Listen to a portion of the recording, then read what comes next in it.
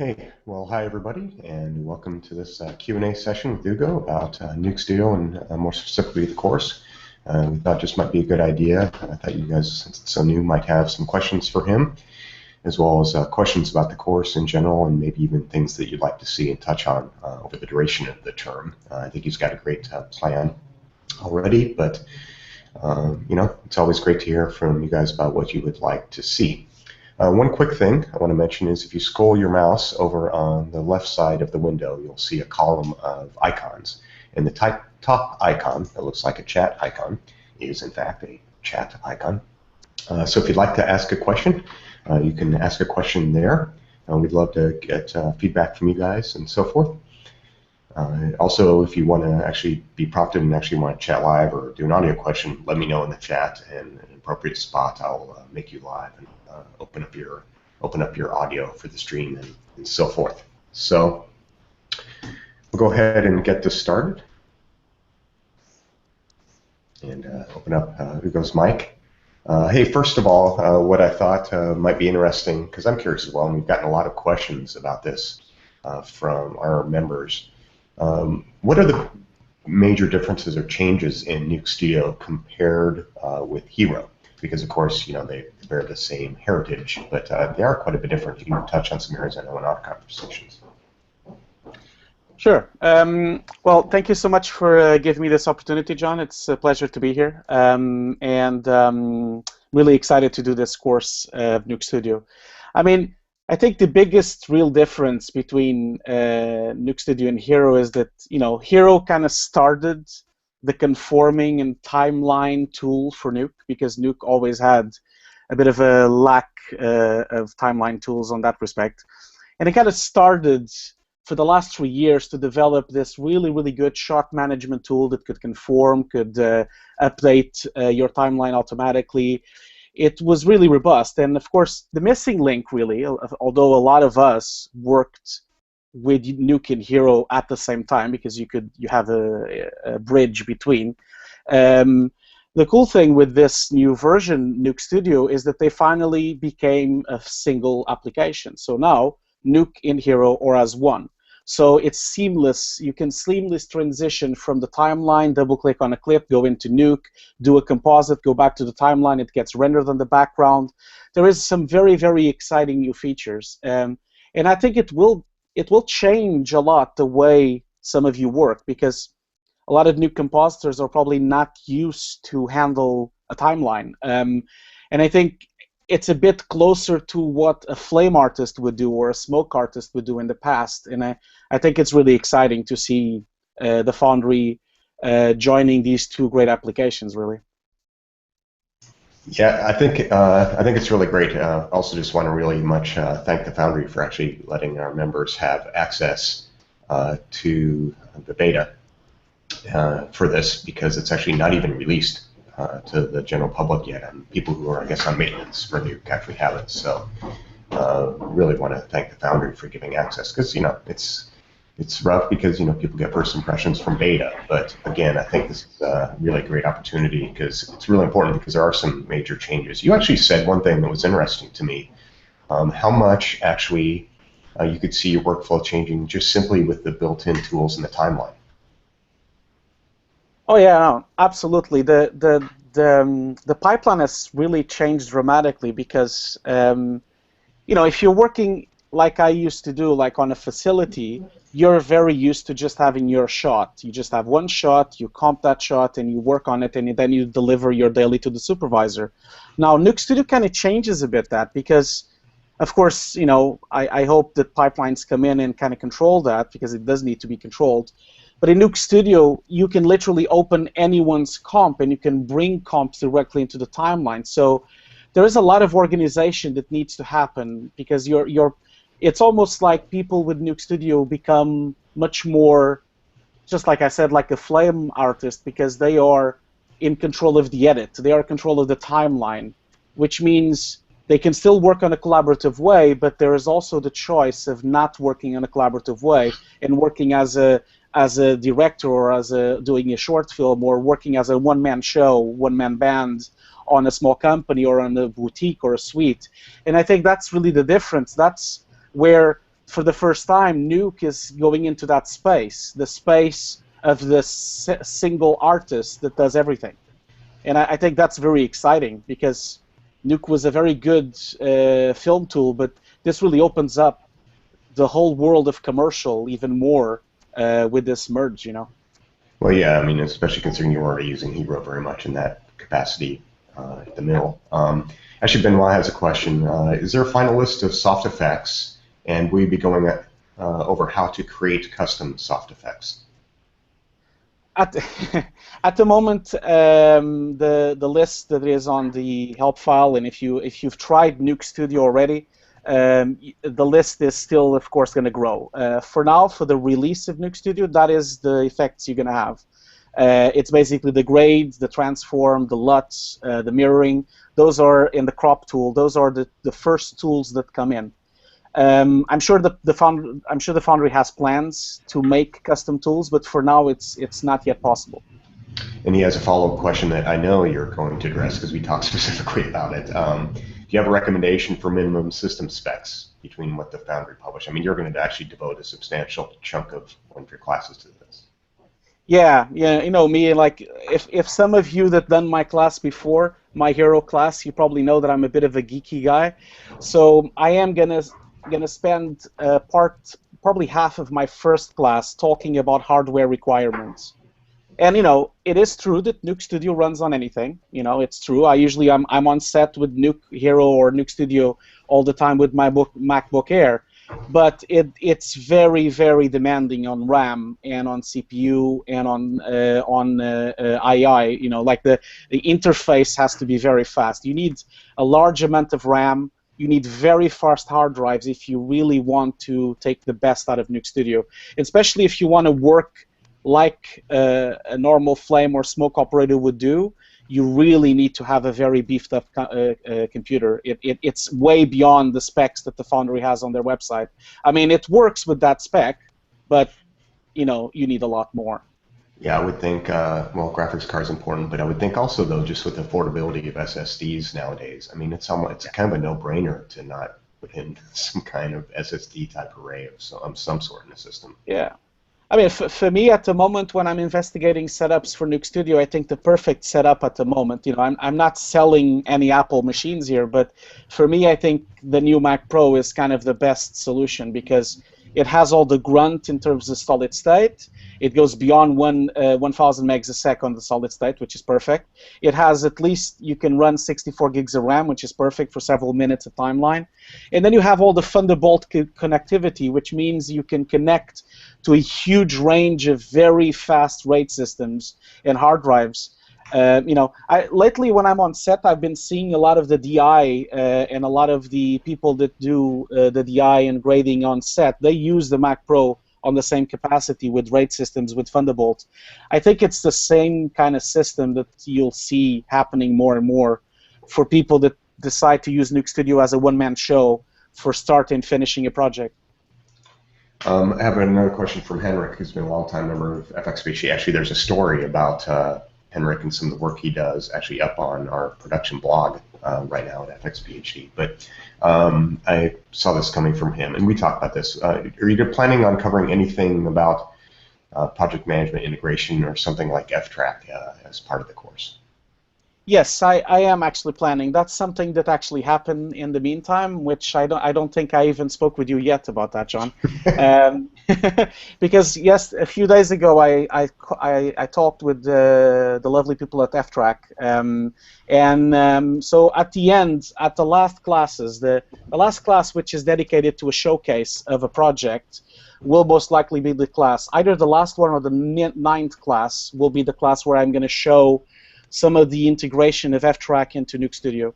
FTrak is working around the clock to finish the plugin in time for us to actually use it in the tutorial. So that's going to happen. I really wanted to do that because we've used FTrak a lot at the mill, and it makes Hero in Nuke Studio in the future. It makes it very powerful, really.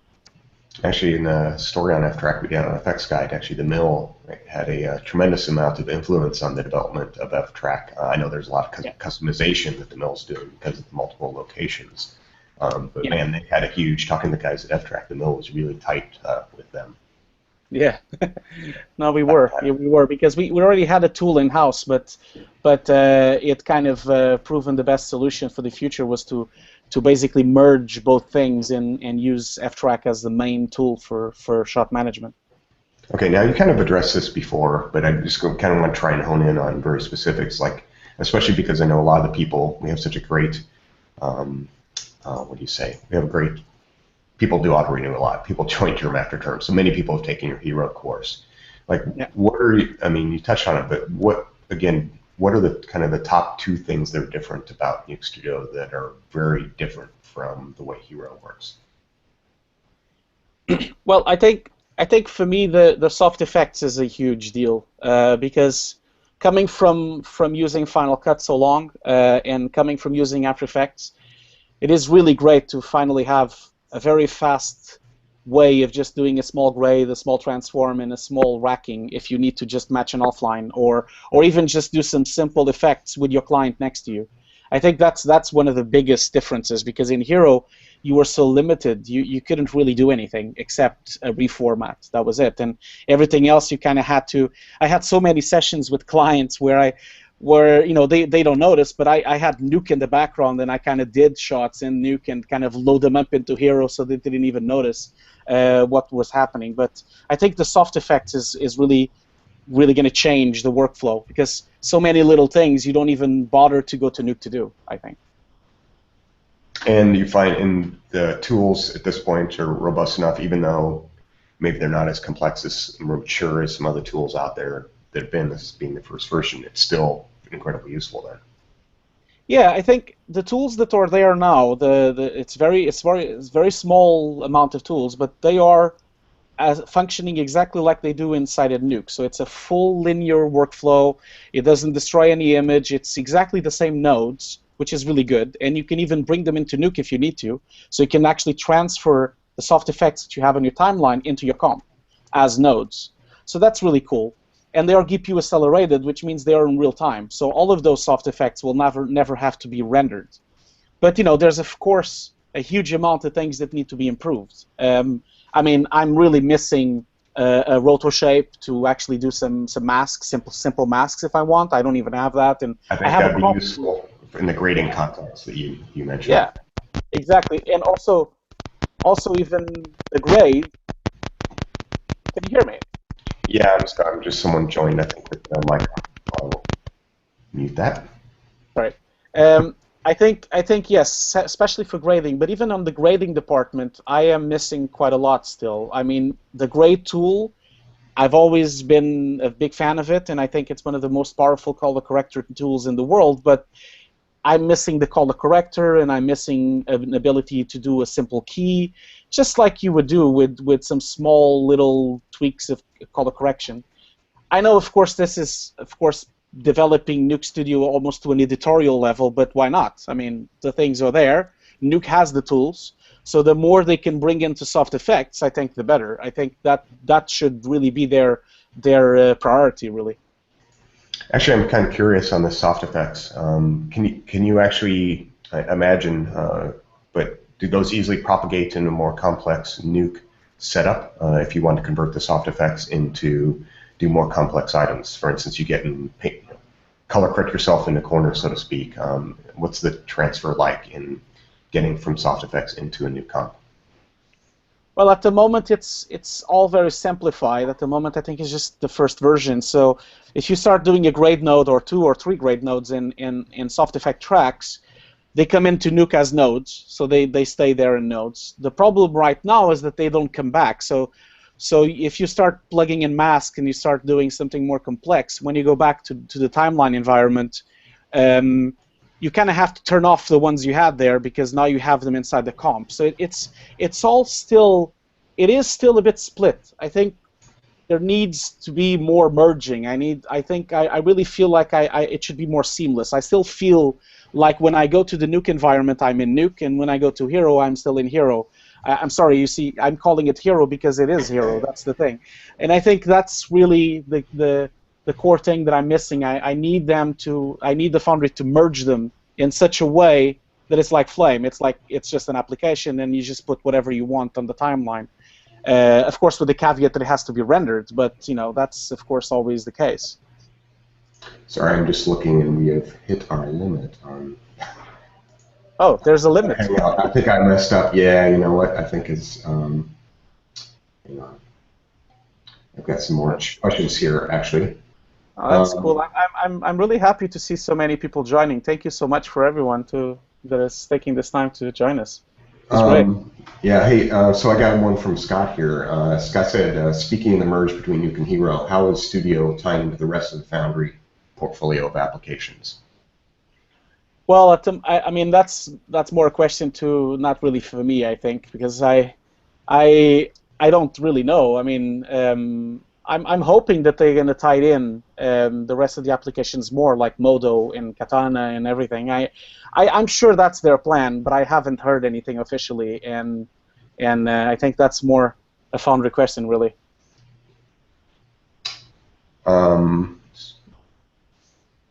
Sorry, I'm just looking through the list here. Someone actually mentioned they're having some problems with the audio, but we are recording this as well. Oh, cool.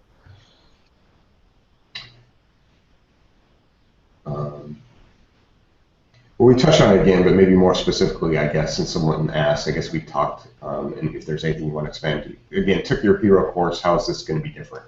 We touched on that, but this is probably someone who joined late, so. Yeah, yeah, that's fine. Maybe recap that. I mean, it's gonna be very different because in Hero we kind of were limited to just talk about conforming editorial in EDLs and exporting. That was kind of our limitation because Hero only did that. Of course, I touched upon the fact that we could go to Nuke and do certain things and come back, but because there is a full Nuke environment inside Nuke Studio, it really changes the class, really, because that means that we can really talk about soft effects and we can talk about composites and we can actually show compositing. Although this won't be a course where I'm going to go deep into Nuke, because this is not a Nuke-only class.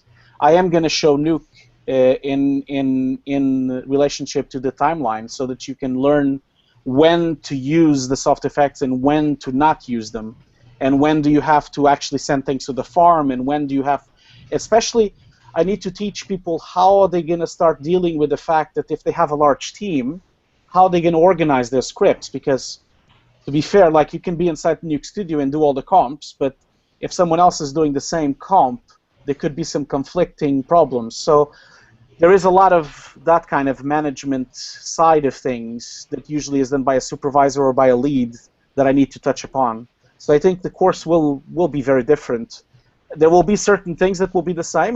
We are still going to be talking about conforming and EDLs and offlines, but of course with the caveat that Hero has improved a lot since I did the course, which means there's a lot of new things as well to talk about even on that side, especially on the exporting and on the tags, and especially on the annotations tool, because now you can make annotations, you can send annotations into your artists. There's a lot of extra things that you can actually do inside the timeline. Okay, so why don't we just go ahead and just really quickly dive in as well to something that I was kind of interested in as part of the course. Things that, I guess, it's later in the course, but yep. The importance of stuff that's outside just working, but tips and tricks for working with it from production. I mean, what are the kind of things you're going to share in that? You've got that targeted to Class 9, but I think that's something that I've gotten a lot of comments from people about, or questions from people about. Well, I mean, I kind of want to show people some of the some of the ways we work. Especially over these past 3 years, when I developed the Hero timeline, the Hero pipeline inside the mill, we kind of made a lot of naming conventions. We made a lot of pipelines. We made a lot of methodologies of working, and it kind of changed the way we worked as well. And so I want to show that. I want to share that with everyone in the class, of course, so that they can kind of understand how a big facility with a large amount of Nuke artists, because we were running about 20, 30 people at any given time, how do we actually operate and actually how we split a big project. I want to show that. And of course, I also want to show some of the workarounds of some of the issues that Hero has and Nuke Studio has as well. They still are there. There are still things that you can't do, and it's still buggy, and it's still, you know, usually I usually say, it's almost like it's what you expect from a Formula One car. You know, it's very advanced and it's very high end, but it can break at any minute. So it's a bit temperamental, and when you have a client session, you kind of have to learn how to deal with the temperamental side of Nuke Studio and how to work around. So that's kind of my goal, is to share that experience that I had from the last 3 years. I'm going to be showing a live project with that, so that people can kind of relate to what I'm talking about. But yeah, of course I'm, like always, completely open to talk about specific things that you might want to know. If you just mention it on the forums, I'm sure I can bring them into the class as well. And once again, if anyone has any questions in the Google Hangout part, use the chat, or if you have a question, go ahead and mention at fxphd on Twitter and ask that as well. So happy to do that. Happy to answer any of those questions we have. So I'm just checking. Sorry, I'm just checking here for more questions from anybody. I have multiple windows open. Yeah, I'm checking as well.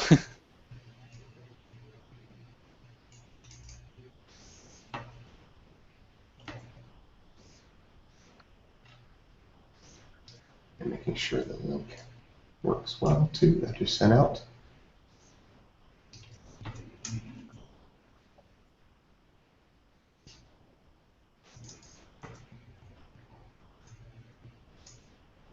There.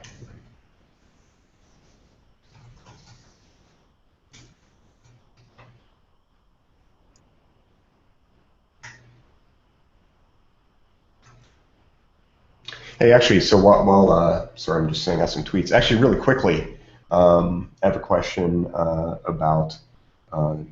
Just want to say congrats on that amazing BBC music project you worked on at the mill. Oh, thank you. That was really incredible. I know there's a lot of PR and that stuff's dealt with those guys, but I mean, can you just kind of give a recap of that and how long it took and the involvement? I mean, it's pretty amazing. It must have been a long post-production process. Yeah, no, it was. Thank you so much. Yeah, I'm really proud of that project, and it was a great project to work on. Again, like, that project really used Hero to its full capacity, really. I think, because it was a 3-minute long edit. And it was all dealt with in Hero, from the conforming to the shot management to the client sessions and even whip creation and finishing. It was all done in Hero. So it was a great test to what Hero can do, Hero 1.9 especially, and because it has a lot of improvements. But of course, I wish I had Nuke Studio to do it. It would have been a lot easier if I had it, but Nuke Studio came a bit late for the project. But yeah, that project was really good. I mean, we worked for a year on the project, really. Like, this project first came to my table at the mill 1 year ago, coming from Red Bee, which is a production company here in London, which I've worked with for a lot of times.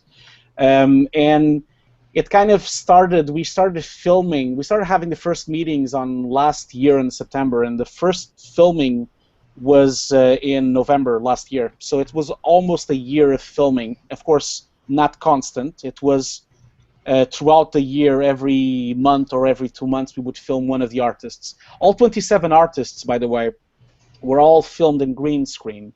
So every single one of them was shot separately, you know, because of time constraints, and also logistically, it's quite hard to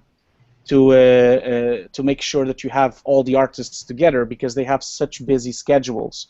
So we had to film them all separately in different locations in green screen. And then at the end, on summer this year, we finally filmed the backdrop of this project, which was shot on Alexander Palace, which is one of the oldest studios for the BBC. Actually, it's the oldest BBC studio in London. It's where the BBC was first broadcasted. So that Alexander Palace became the place where we would composite all the artists in. All the artists that we filmed in green screen, we then comped them into these backgrounds. Of course, we didn't have the luxury of having motion control because it was impossible to have motion control for a year and filming people months apart. I mean, it would just be a logistical nightmare, and also it would probably disrupt the flow of the film quite a lot. It wouldn't have looked so organic. So we used what we usually call on set the Spanish motion control method, which is basically doing it by hand, making sure, Right. yeah, there's a making sure that you kind of time all your moves and kind of repeat them as much as you can, and do several takes and several clean plates so that you can kind of rebuild the plates. Just to give you an example, the Pharrell shot, for example, when he's going down the stairs, that shot is made out of 5 different plates. You have Pharrell himself in the green screen. Then you have the stairs, the steps, which are a different element. Then you have the spotlight, which is a different element. Then you have the actual Alexander Palace environment. And then you have on either sides, you have artists, the orchestra people are also comped in. All of them were different camera moves. So it was quite a big task to conform and also to stitch up in Nuke. But really proud of the project, and I think it's a really nice piece that the mill did. Yeah, it's pretty amazing. Really, really nice work. So back to the question, we've got a couple questions. Are you going to discuss workflow and round tripping with other nonlinear editors? Scott was wondering that. Yeah, you mean, I'm assuming that he's probably talking about Final Cut and Smoke and Flame, right? Yeah, I imagine so. Yeah. Well, yes, I will, because we do that all the time at the mill. Like that's kind of our bread and butter. Like even during this project, because this project was so big, we had so many, the BBC project, we had so many Flame operators also working in the project. So, but Hero became the hub for the production. So also we had to find ways of exporting and importing clips as fast and automatic as possible between Flame, Final Cut, and Nuke. You know, using the typical things, using EDLs, using XMLs, and using naming conventions on every side to make sure that we could make a fast pipeline as much as we could. So yes, I am going to talk about that for sure. Yeah, Scott was asking about Avid. He just followed up because I guess he heard. I've never done it in Avid. Well, I've brought a lot of stuff from Avid when I get an edit, that's for sure. But that's just an EDL, which is the same thing really as in Final Cut. So it would be the kind of the same deal. Actually, someone's asking how would you, this is something for the course, but what about transferring the entire timeline from Studio to Nuke? For instance, when you want to say create seamless transitions between shots. That's also possible. You know, that's already possible in Hero. Not many people know this, but I think, I can't remember anymore, but I think I talked about that on my course. I can't remember if that feature was there already. But there is a feature in Hero where you basically select the whole timeline with all your cuts and all your dissolves, and you do export to Nuke, and it basically, if you have a Nuke script open, it copies itself into the node graph. And it brings all the merge nodes and all the time offsets needed to replicate the edit. So that's already possible in Hero. So it's very possible in Nuke Studio. It's even easier. So yes, you can do that. You can have seamless shots. If you're doing a project or like a TV commercial that has, like, imagine 5 shots that are supposed to be glued together as one comp, it's very easy to do that, and I will show how that's done. Awesome. Very good. Well, if let me check the chat and see if anyone has any other questions. Actually, someone just does. Keep getting. Oh, that was a response from thanks for answering the question. So that's good. We got multiple windows from Twitter to the Google Hangout to the actual chat window within it. So, well, I don't see any other questions. So hey. I think that's cool. I'm going to try and do this again later. Maybe I'll make sure that I get the right number of people who can get in. I know that there are more people. There's an event page actually that's part of this on Hangouts that you can get in if you're not right here in the actual Google Hangouts room. There's a page where people can ask. Actually, Scott says thanks. Looking forward to the course. But anyway, might want to do this again. Maybe not with you, but with someone else. But we'd like to kind of explore doing this, but in the future also for other FXPHD classes and courses that we have. So, hey man, thanks for taking the time to do this. Really appreciate it. We know you're actually busy actually working on the first class. Again, I think we talked about that. We just wanted to make sure that we were using something that was a bit more stable, or as stable as it can be, considering it's a beta process. But again, we're really happy that we actually even have the software available for you guys on the forum or on the VPN this term. So thanks again, everyone, for showing up, and Hugo, thanks for taking the time to do this. Really appreciate it. No problem. It was my pleasure. Thanks, guys. And for those of you who missed this, I'll put a link to this actually also on YouTube. So it was being recorded, and you can check it out there. Thanks, guys. Thank you.